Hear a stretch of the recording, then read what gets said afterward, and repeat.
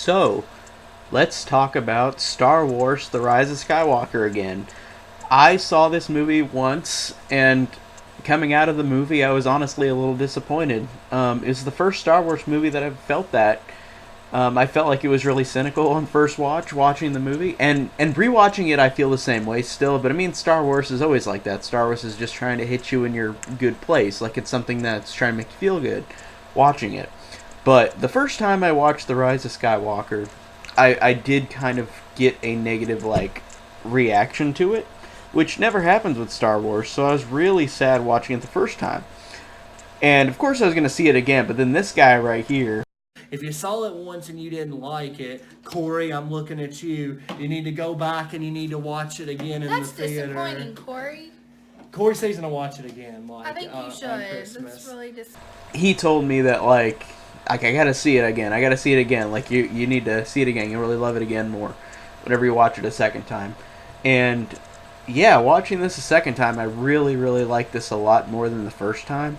My main issues that I had was that the movie is just very cluttered and very it didn't feel like it was a great ending send off to the whole franchise, because you've got Return of the Jedi and Revenge of the Sith, where each one of them felt like they felt very complete. This one, I guess, kind of did, but it also left a lot of stuff open, for you to question, even after the movie ended. So I just had a weird negative feeling towards the end of the movie whenever I first watched it. But rewatching it again, like I said, I really liked it a lot more. And today I want to talk about the spoilers that I really wanted to speak about, because this movie does have a lot of great things that I loved even on the first watch. I loved everything with Rey and Kylo Ren. I love the fact that this is about these two characters, light and dark, but you realize that it's not what it's supposed to be. Like, you've got Rey, who's supposed to be the light side, and Kylo, who's supposed to be the dark side. But I love the fact that in this movie they make it to where both Rey and Kylo Ren, it literally turns you on your head. Where Rey is the daughter of Palpatine, and Kylo Ren is bad, but he is redeemed at the end. And I love the fact that Luke and Leia knew that Rey was a Palpatine in this film, and made it to where they trained her, where she will be too good to overcome evil Palpatine. Like, she's not going to succumb to the dark side. And I really love that they did that in this movie, because it made the movie feel different than the end of Return of the Jedi, where it's like Luke's going to turn to the dark side, but he's a good guy already. I liked how Rey is a good person, but she is the descendant of Palpatine. And I thought that that was a very cool way to make this trilogy feel like it kind of needed to exist, I guess, more, because Rey being a Palpatine makes sense with how Palpatine, throughout the prequel trilogy and throughout the original trilogy, is this conniving person who can just, he has a plan for everything. Even in death, he has a plan.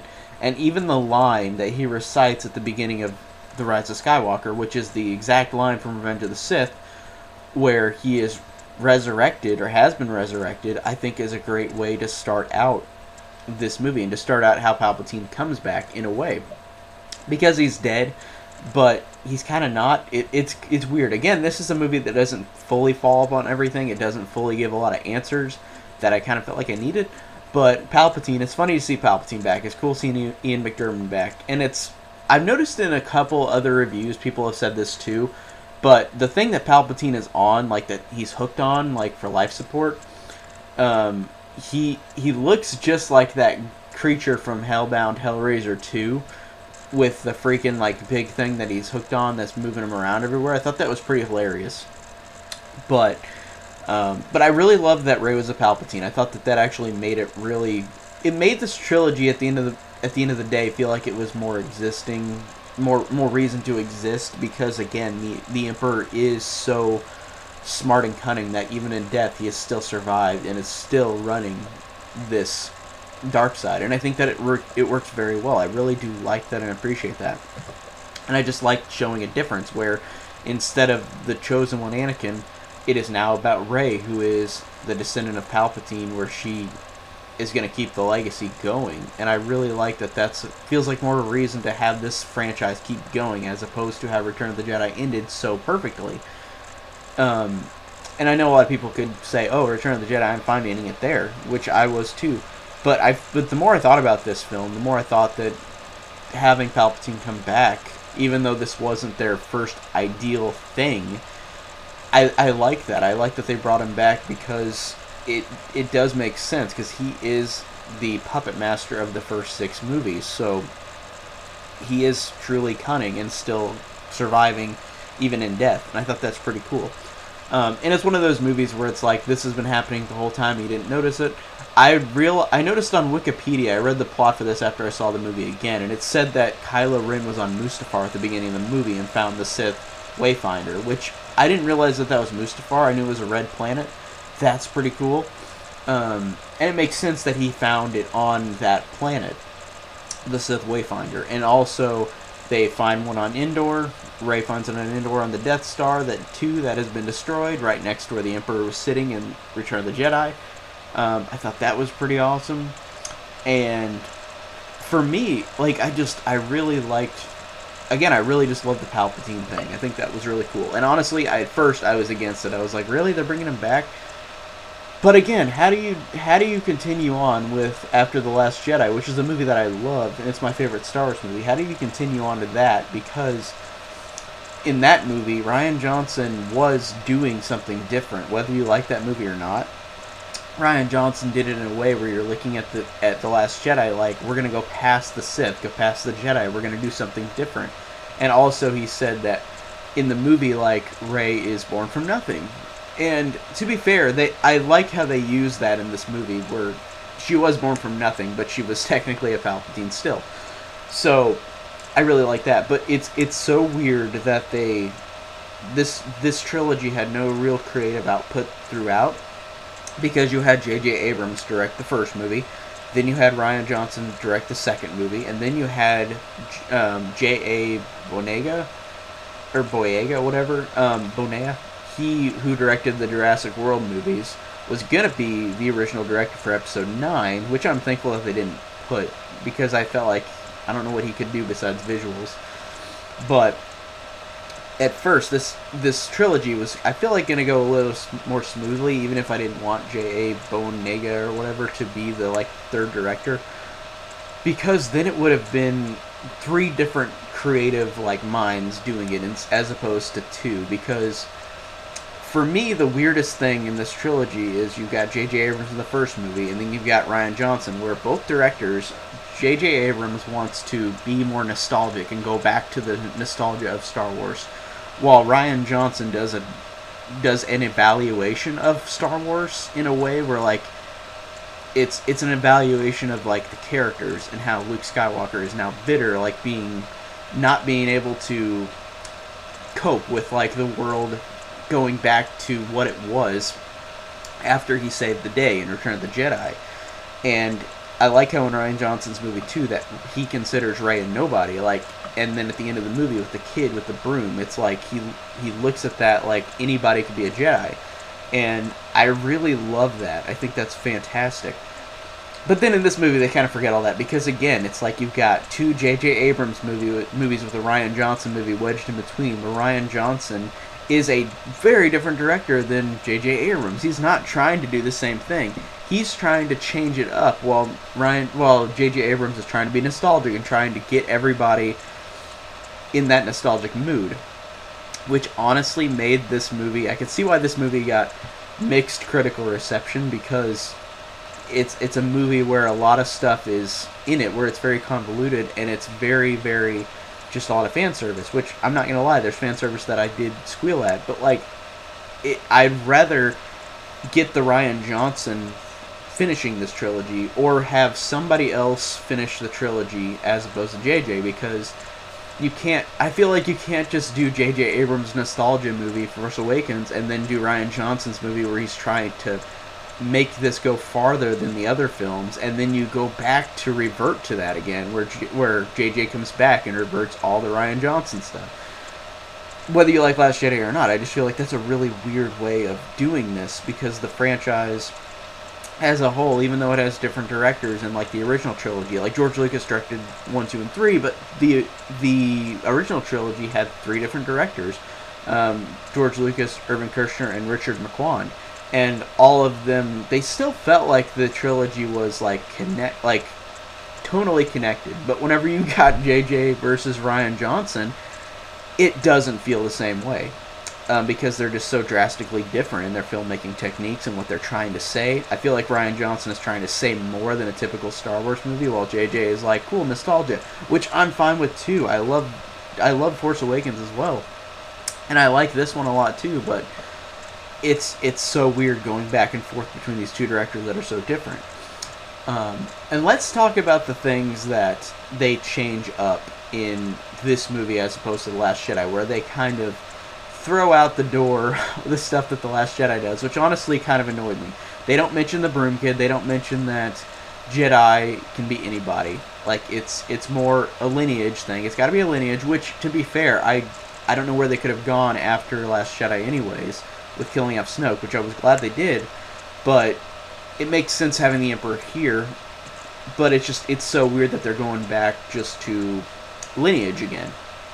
And I do like that, but still, I wish that they could have done it to where what Ryan Johnson did, where he's like, we're going to go farther than this. Like, anybody could be a Jedi. Anybody could be the hero.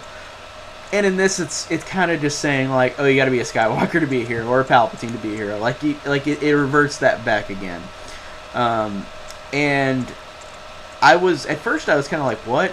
But, I mean, I understand where Snoke was killed, and you got to make the explanation in this movie, like, what happened, like, why was there Snoke, and then he was killed, like, Palpatine's the villain.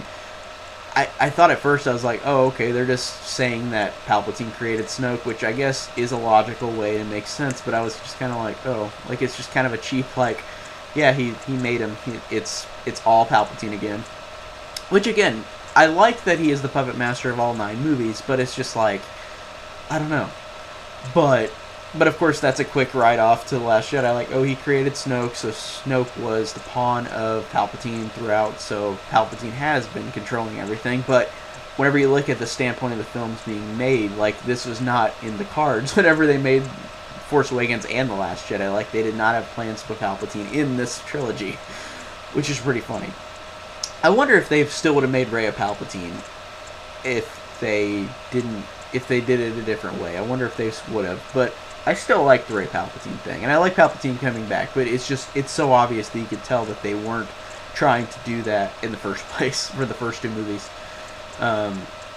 And you've got the other obvious write-off, which is Luke Skywalker, where at first I was annoyed because Luke Skywalker in The Last Jedi, I think, is the best interpretation of Luke Skywalker. I love that this is a flawed hero that, by the end of Return of the Jedi, saves the day. Everything is saved. He has done everything right. And then Rey meets him, and he doesn't want to start at the Jedi again because his nephew killed a lot of people, and he knows that his nephew is going to create this darkness again. He's going to create this whole world again of turmoil and of guilt and of people getting killed. And Luke, covered in shame, isolates himself, and I love that. I think that's a fantastic character, and I think Luke is the best version of himself in The Last Jedi. He's not the happy-go-lucky character. He is the character that is flawed and broken and is complex in a way where it works so well. And in this movie, they write it around where he's just like, he just says, Rey, I was wrong. And I mean, I was annoyed at that at first, but I do think logically, I was thinking at first, like, oh, they're just kind of crapping on Last Jedi. But also, I thought in my head, wait, Luke did not want to help in The Last Jedi, but by the end he did help. So it's not like he did anything different. Luke just took a longer time to help them out. Because it's like how Yoda and Obi-Wan were in isolation too.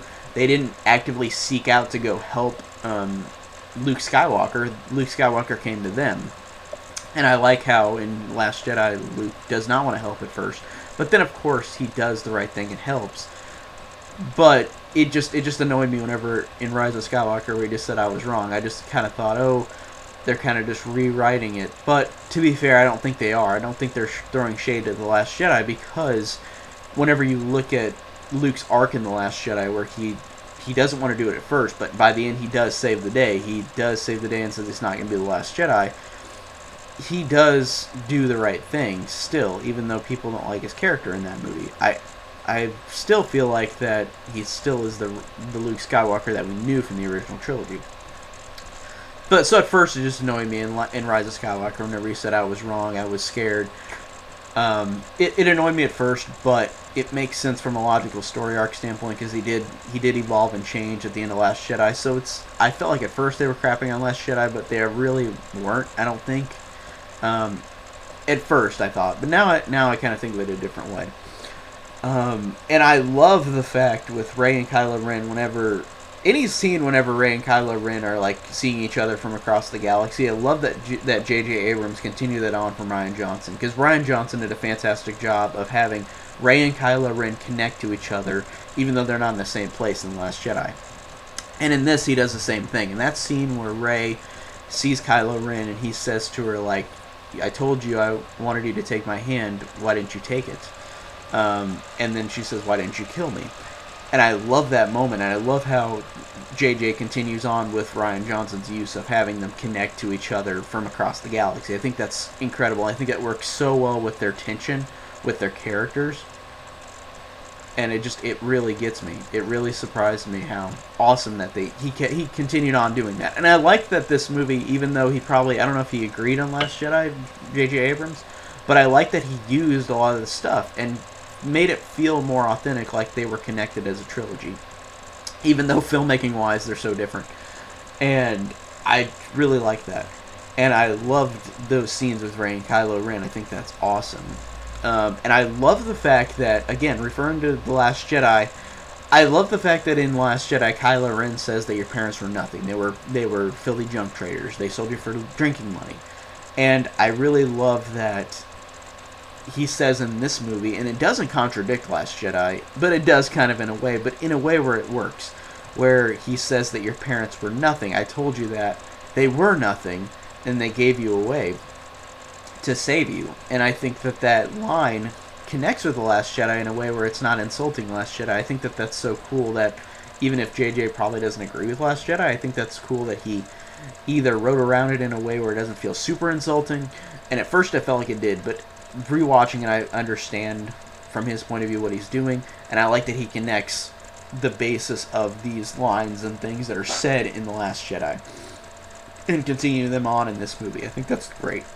And so I really love the stuff with Rey and Kylo Ren. Like I said, I love their scenes of them connecting across the galaxy. I love the use of Leia being the master. I like that she was trained and we didn't know about it, which logically I thought made sense because we had 30 years between Return of the Jedi and Force Awakens. Like, what was she doing? Like, I think that's great that she was trained.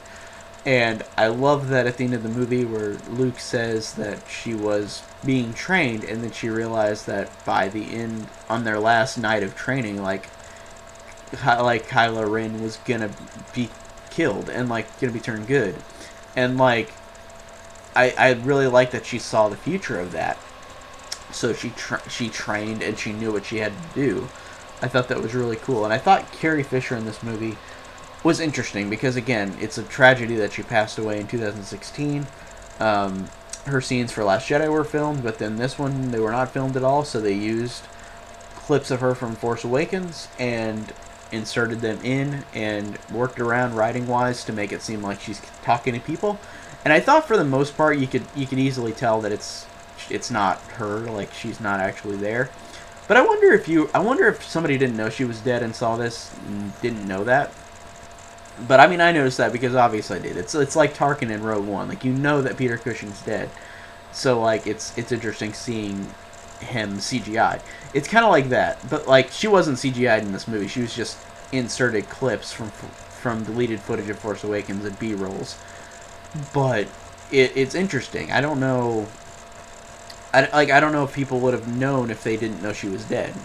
I noticed because, of course, I noticed that kind of stuff. But I did appreciate seeing Carrie Fisher in here, even though she's gone. Like, it was a great send-off for her.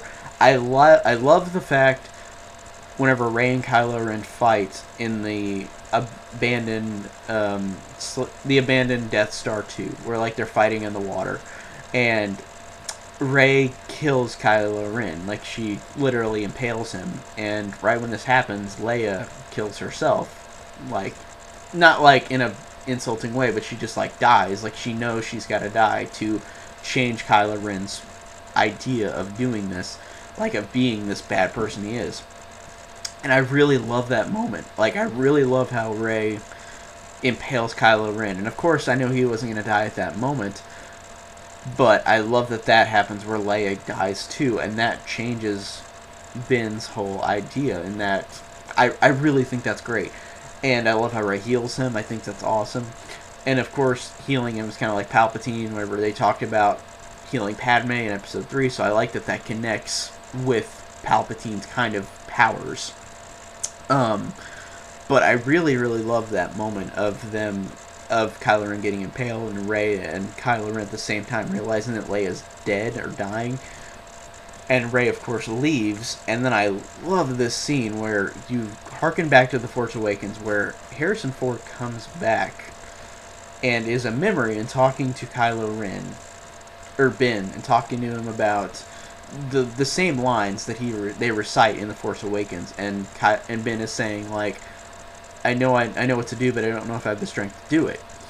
And he pulls out the lightsaber like he's supposed to impale him, like he did in The Force Awakens. And then Ben turns around and throws the lightsaber and just becomes Ben Solo redeemed. And I love that redeeming moment. I thought that that was a perfect way to redeem Kylo Ren. Even though, like Anakin Skywalker, he killed a lot of people, he did a lot of bad things. The tropes like that are going to stay in this movie and stay in this franchise, where like the villain is going to be redeemed. And I thought that it worked very well. I really liked Kylo Ren being redeemed a lot. It was just a very, very well done moment. Really love that as well. And everything else with the other characters, like the other characters I think are okay. Like, Poe's fine, Ben's fine. I like that Finn got another friend character, Jana, who's like a stormtrooper as well. First Order trooper. And like, they connect in that way, but there's not much time with them. But I like that. It's weird not having enough Rose, because I liked Rose in the last movie. I know a lot of people didn't. It really is shitty that, like, Disney really, really just bent down and took it, like, from fans. Like, to me, I don't know how anybody directing or making these Star Wars films now even has a chance of getting a bad reputation now, because Star Wars is one of the most toxic fan bases ever. Like, it's insane, and it pisses me off, because Star Wars is supposed to be for kids. It's supposed to be a franchise that's for kids. It's supposed to be something that's silly, that's fun. And you've got people giving death threats to, like, this actress, Kelly Marie Tran, who played Rose in The Last Jedi. And she's in this movie for, like, I literally think online they calculated it, and she's in it for, like, a minute and a half, tops. And I hate that Disney fell down and took it, because it's just such a way of showing that these shitty fans who complain about everything are gonna win, and that made me so mad.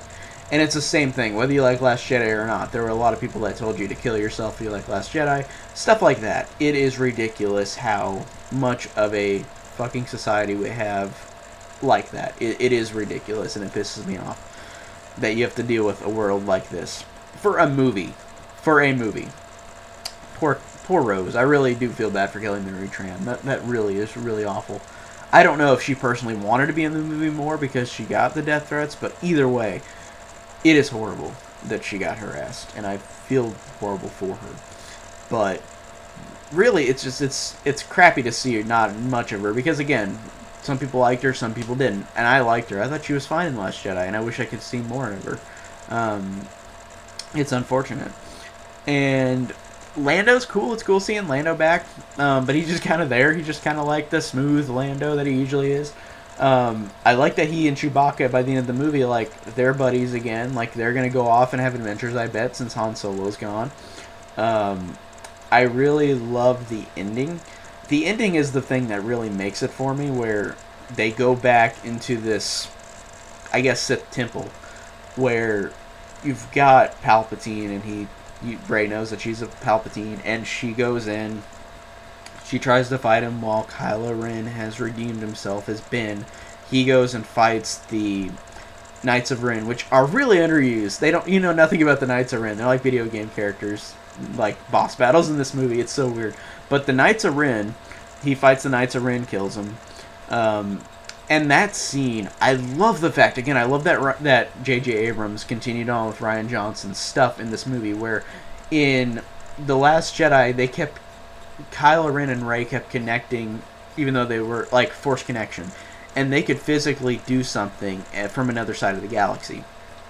Like whenever Rey and Kylo Ren hold hands in the hut, and Luke notices them in The Last Jedi. Whenever that connection is interrupted, Kylo Ren looks down and has water on his gloves, so they connect in that way. And I love the fact that with the fight against Snoke, where Rey and Kylo Ren use their lightsabers to help each other out, in this movie, you've got a fantastic connection that really gave me chills, where Rey is up against Palpatine and he says, "Strike me down. If you kill me, you're gonna become the new Empress. My power goes into you." Rey's about to do it. She puts her lightsaber behind her back. It's gone, and then it's in Ben's hands, and Ben fights the Knights of Ren, and that is an epic moment because of their connection, of their friendship, of their romantic tension. Like, just that moment of them, like, bonding together and fighting and stopping evil, and like it's two good characters instead of a good and a bad character. I love that too.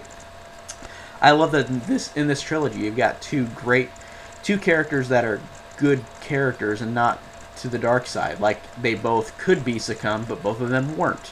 Kylo Ren was redeemed, and Rey didn't fall to the dark side. And I really love that it's two good characters against the evil character this time, as opposed to just Luke, or as opposed to just Obi-Wan against Anakin. So I love that moment, and I love the fight between Palpatine and Rey, and then Kylo gets thrown off. And I love that Rey, at the beginning of the movie, she establishes that she's trying to hear the voices of Jedi past. And I love that she just says, "Hear me," and like she looks up to the stars, and then she can finally use her abilities to hear the Jedi past.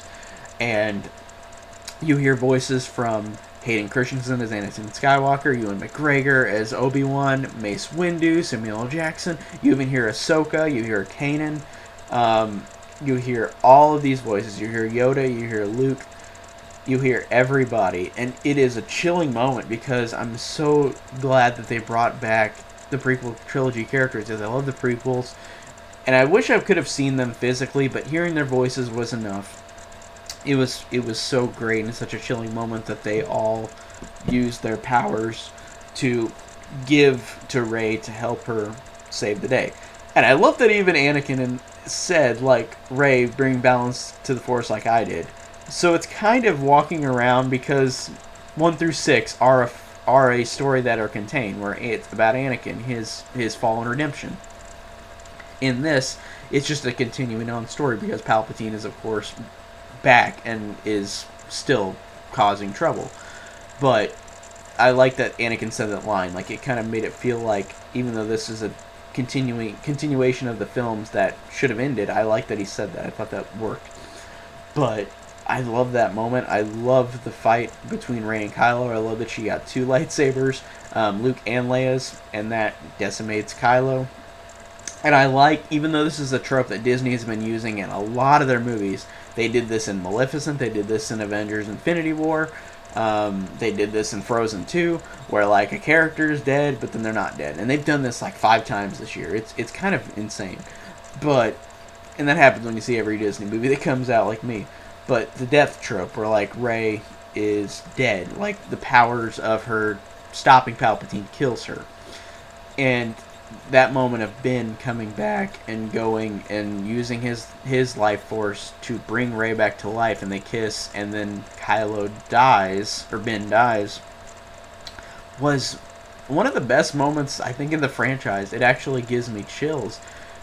because I love their connection with each other and their tension. And I like how they kiss because it's like they did have this kind of romantic connection to each other. And I know that's pleasing the fans, but I thought that was really great, and it really gave me chills. And just that moment of like him dying and going, like, really worked because he did the right thing and saved the day, and she survived. Um, I really love that. And also, you couldn't have Kylo Ren go back to everybody and like say, "Oh, I'm a good guy now," because like he's orchestrated a lot of these killings throughout this trilogy. So it's just a great way to see him go. I really like that a lot. But like, I think that's all I got to say about this movie. I'm trying to think of any more like things that I really loved. Like I said, the movie, like, there's still things I can complain about it, like, but I can complain about any Star Wars movie. I felt like I was too, like, maybe I was just too pessimistic the first time I watched this. I don't know. I don't know why I felt so annoyed the first time. I think it's just because The Last Jedi is my favorite one, and then watching this, I was like, oh, this is definitely a step down, in every term of the word for me. Even though there's some epic moments in this movie, even though there's some great emotional moments, the lightsaber battle is great between Rey and Kylo Ren. Palpatine I like, and I didn't expect to like him that much. The write-arounds around The Last Jedi at first annoyed me, but then I realized that they weren't doing it as an insulting way. They just did it as a continuation and culmination of this trilogy. But it's just so weird because it's two opposite filmmakers doing these two films. But the complaints I had, I think I've gotten over. So overall, like, man, rewatching this, I really did love it. So that's all I gotta say, I think, about it. So thank you guys for watching. Tell me down below what you guys think of the movie. I know that some people like it, some people don't. I already got some dislikes on my last video, so I guess people just didn't like that I thought I didn't love it. But I love it now, so I don't know. That's my opinions, and thank you guys so much for watching.